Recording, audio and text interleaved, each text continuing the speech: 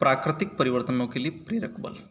प्राकृतिक परिवर्तन से मतलब होता है स्वतः परिवर्तित प्रक्रम, अर्थात एक ऐसा प्रोसेस, ऐसा प्रक्रम जो अपने आप होता है। उसके लिए स्थिर ताप व दाब पर डेल जी का मान ऋणात्मक होना चाहिए, अर्थात गिब्स ऊर्जा का मान नेगेटिव होना चाहिए।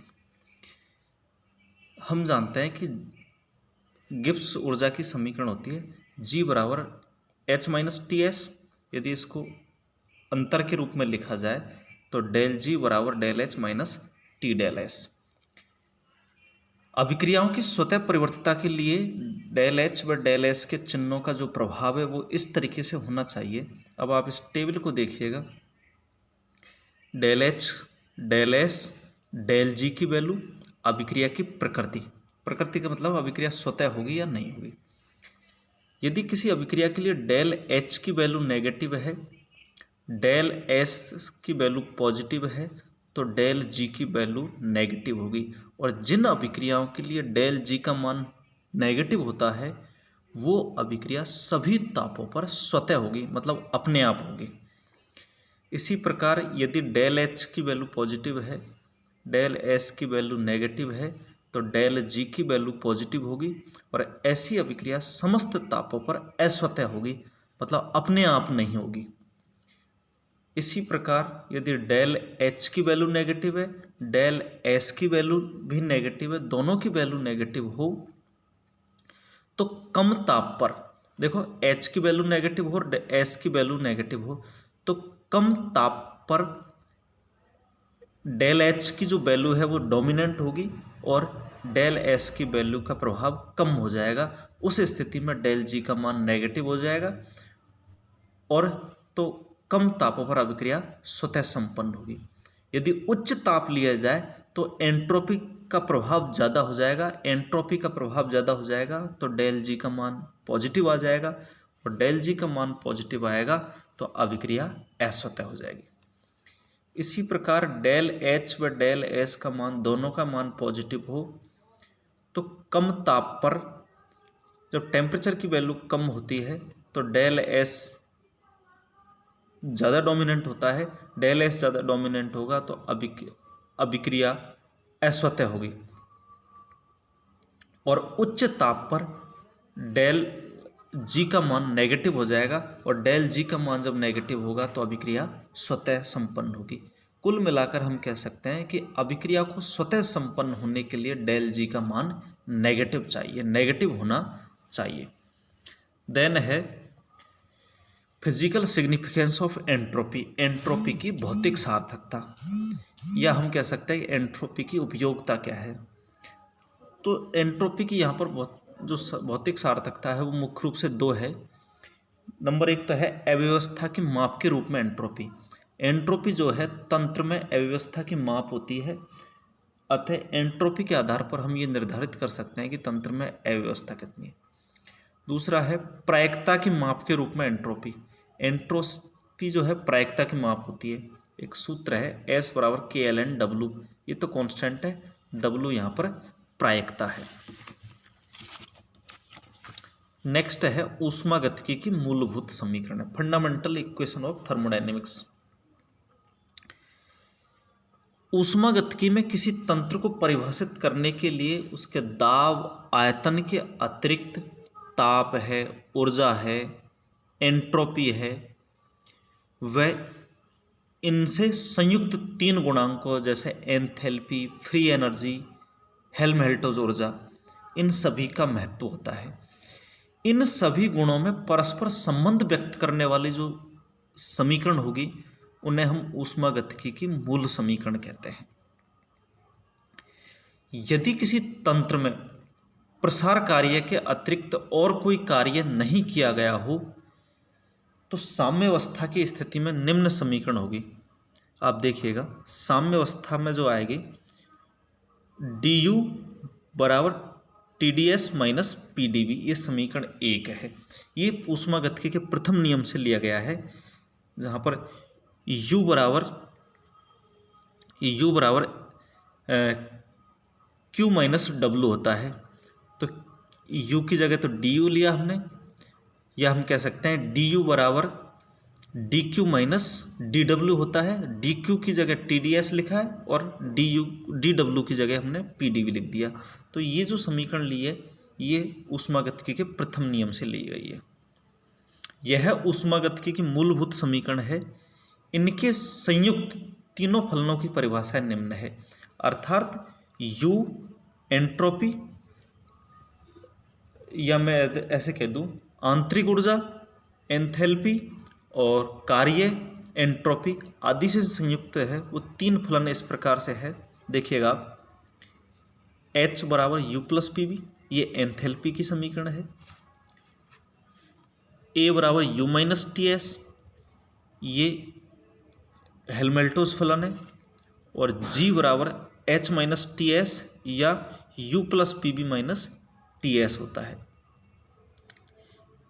G बराबर क्या होता है? U plus P B minus T S. 1, 2 और 3, इन तीनों समीकरणों को अवकलित करेंगे। तीनों समीकरणों को अवकलित किया तो ये DH आ गया, DU आ गया। एक बार दाब को स्थिर रखते हुए B के साथ, दूसरी बार B को स्थिर रखते हुए दाब के साथ, तो एक बार आ जाएगा PdV, दूसरी बार आ जाएगा BDP। इसी तरीके से DA बराबर DU minus TDS minus SDT, एक बार ताप के साथ और एक बार एंट्रोपी के साथ। उसी प्रकार DG DU plus PdV plus BDP minus TDS और माइनस SDT। समीकरण, तीनों समीकरणों का हमने अवकलन कर लिया। इन तीनों समीकरणों में DU का मान समीकरण 1 से, जो हमने पहले समीकरण पढ़ी, ये इस समीकरण से DU का मान तीनों समीकरणों में रखेंगे। रख के काटने के पश्चात हमारे पास समीकरण बचती है DH बराबर TDS प्लस BDP, DA बराबर माइनस SDT माइनस PdV और DG बराबर माइनस SDT प्लस BDP। तो इसको समीकरण 2 दिया है, 3 दिया है और 4। इस तरीके से ये जो 4 समीकरण है ये ऊष्मागतिकी की मूलभूत समीकरण कहलाती है। नेक्स्ट है दाब, आयतन एवं ताप के साथ G/A का परिवर्तन, अर्थात ताप, दाब, आयतन के साथ गिब्स ऊर्जा और A का परिवर्तन। अभी अभी हमने पढ़ा है ऊष्मागतिकी की चौथे नंबर की जो मूलभूत समीकरण थी वो थी DG बराबर माइनस SDT प्लस BDP, और इसको समीकरण 1 दे दिया। इसको हमने समीकरण 1 दे दिया। इस समीकरण के अनुसार जो मुक्त ऊर्जा है वो निर्भर करती है ताप और दाब पर। अतः मुक्त ऊर्जा फलन है ताप और दाब का, तो G फलन है ताप और दाब का। इसका जब हम अवकलन करेंगे तो DG upon del G upon del T whole P dt, एक बार दाब स्थिर रखते हुए ताप के साथ, दूसरी बार ताप स्थिर रखते हुए दाब के साथ, del G upon del P T dP, समीकरण 2। अब समीकरण 1 और 2 दोनों ही मुक्त ऊर्जा के लिए है, दोनों की तुलना करेंगे तो ये जो पद लिखा है हमने del G upon del T whole P बराबर होता है माइनस S आ जाएगा, समीकरण 3 आ गई। इसी तरीके से del G upon del P whole T बराबर हो जाएगा B, समीकरण 4। समीकरण 3 से तात्पर्य यह, समीकरण 3 में एंट्रोपी के ऋणात्मक मान से यह तात्पर्य है कि स्थिर दाब पर तंत्र की टेम्परेचर बढ़ाया जाए तो मुक्त ऊर्जा के मान में कमी होती है, गिब्स ऊर्जा का मान कम हो जाएगा। इसी प्रकार समीकरण 4 से स्पष्ट है B के धनात्मक मान से कि यदि तंत्र का ताप स्थिर रख दिया जाए और दाब बढ़ाया जाए तो मुक्त ऊर्जा के मान में वृद्धि होती है। प्रति मोल गिब्स ऊर्जा, ये गिब्स ऊर्जा है और N मोल है, तो गिब्स ऊर्जा प्रति मोल को हम म्यू के द्वारा प्रदर्शित करते हैं और यह निम्न समीकरण द्वारा दाब के साथ संबंधित रहता है। म्यू बराबर mu degree plus RT ln P, यहाँ पर प्रति मोल गिब्स ऊर्जा है, ये मानक अवस्था में प्रति मोल गिब्स ऊर्जा है, RT log P। अतः किसी आदर्श गैस के लिए एक दिए गए ताप पर दाब वृद्धि के साथ गिब्स ऊर्जा के मान में वृद्धि होती चली जाएगी। इस इक्वेशन में यहाँ पर डायग्राम से देखो, जैसे जैसे हम प्रेशर बढ़ाएंगे गिब्स ऊर्जा के मान में लगातार वृद्धि होती चली जाएगी। दाब की किन्हीं दो सीमाओं में P1 व P2 के मध्य गिब्स ऊर्जा को निम्न समीकरण द्वारा दर्शाया जा सकता है। अभी हमने जो समीकरण है इसका यदि दो सीमाओं के रूप में लिखा जाए P1 से P2 में, तो मुक्त ऊर्जा का मान हो जाएगा G1 से G2, तो G2 माइनस G1 तो डेल G आ जाएगा, nRT log P2 upon P1। इस लॉग को खोलेंगे तो आ जाएगा डेल G बराबर nRT 2.303 log P2 upon P1। ये तो दाब के रूप में है। यदि आयतन के रूप में लिखा जाए तो B1 अपॉन B2 आ जाएगा, चूंकि आयतन दाब के व्युत्क्रमानुपाती होता है। नेक्स्ट है गिब्स हेल्महोल्ट्ज़ समीकरण। गिब्स ऊर्जा की परिभाषा से G बराबर होता है H माइनस TS।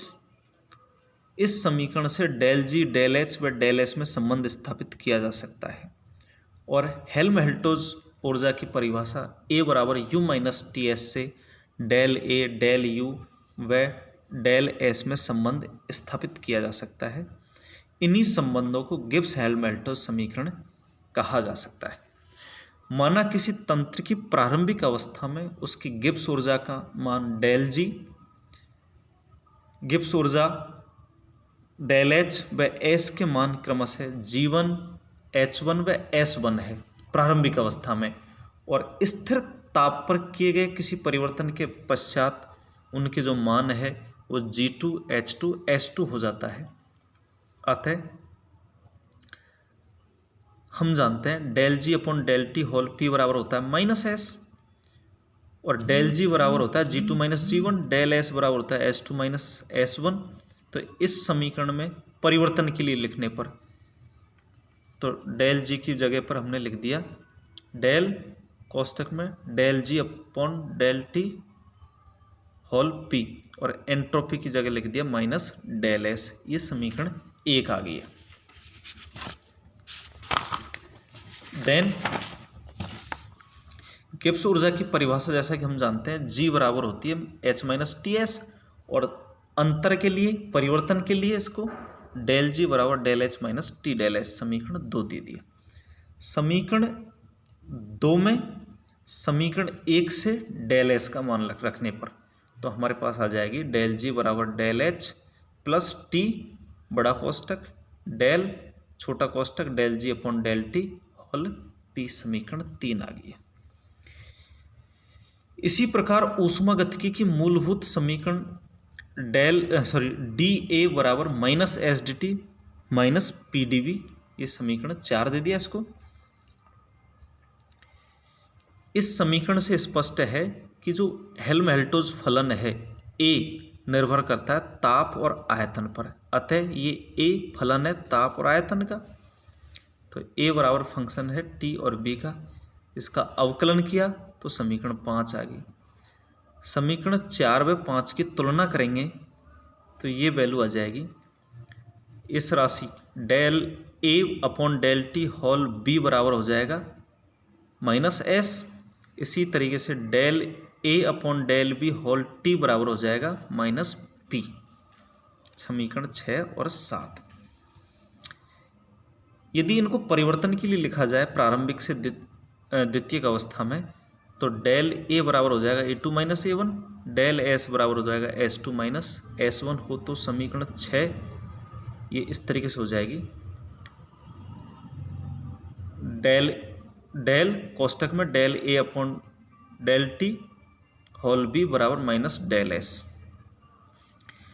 हेल्महोल्ट्ज़ ऊर्जा की जो परिभाषा है वो होती है A बराबर U माइनस TS या डेल ए बराबर del U minus T del S. समीकरण 9 में डेल एस का मान समीकरण 8 से रखेंगे तो हमारे पास समीकरण 10 आ जाएगी। ये हेल्महोल्ट्ज़ फलन है। Thank you.